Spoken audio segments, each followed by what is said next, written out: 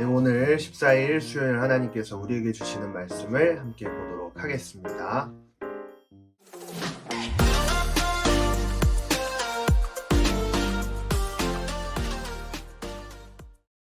게다가 내가 또 해 아래에서 본 것은 심판의 자리에 악이 있고 의의 자리에 범죄가 있다는 것이다. 내가 마음속으로 의인들과 악인들 모두 하나님께서 심판하실 것이다. 모든 목적과 모든 일에는 때가 있기 때문이다라고 했다. 또 사람에 대해 생각했다. 하나님께서 그들이 짐승과 다름없음을 분명히 알게 하셨다. 사람에게 닥치는 것이 짐승에게 닥치는 것과 같으니 곧 같은 일이 그들에게 닥친다. 사람이 죽는 것처럼 짐승도 죽는다. 사람이나 짐승이나 목숨이 하나이기는 마찬가지다. 사람이 짐승보다 더 나을 것이 없으니 모든 것이 허무하구나. 모두가 한 곳으로 되돌아간다. 모두가 흙에서 나왔으니 모두가 흙으로 돌아가는 것이다. 사람의 영혼은 위로 올라가고 짐승의 혼은 땅속으로 내려간다고 하는데 그것을 누가 알겠는가? 이렇듯 사람이 기쁘게 자기 일을 하는 것보다 더 나은 것이 없음을 내가 알았다. 그것이 그가 받은 몫이기 때문이다. 그가 죽은 뒤에 무슨 일이 일어나는지 알고 싶다고 누가 그를 다시 데려올 수 있겠는가? 아멘. 오늘 본문 말씀을 보면 이 저자가 굉장히 허무함 속에서 말씀을 전하고 있는 것으로 보여지는데요. 여러분, 저와 여러분들은 인생의 본질이 뭐냐면 20절처럼 모두가 한 곳으로 되돌아간다. 모두가 흙에서 나왔으니 모두가 흙으로 돌아가는 것이다. 자, 우리의 인생은 흙으로 와서 흙으로 돌아가는 그런 아주 허무한 인생입니다. 인생이 80년, 90년, 100년 살아간다고 하지만 이 살아가는 인생은 항상 유한한 시간 안에 존재되어 있는 그런 연약한 인간들의 모습이라고 이야기를 할 수 있을 것 같습니다.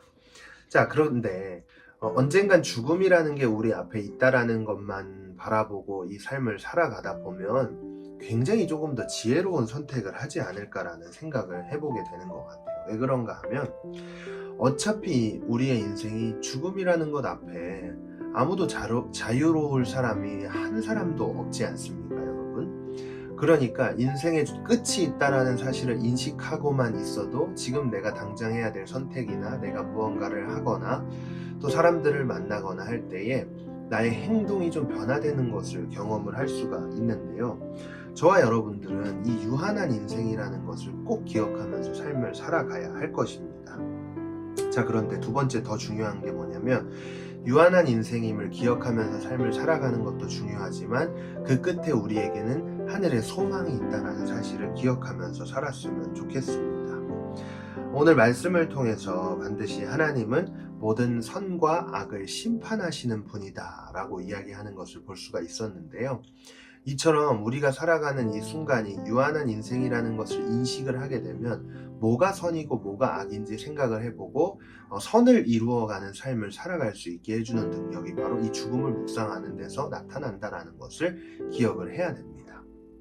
우리는 저 하늘의 상급을 바라보고 하늘의 소망을 품고 살아가는 사람들입니다. 그렇기 때문에 죽음을 매 순간 묵상하면서 죽음 뒤에 하나님께서 우리에게 주실 그 영광과 기쁨과 그리고 행복을 바라보면서 삶을 살아가다 보면 저와 여러분들의 삶의 선택의 기준이 어떤 것이 될까?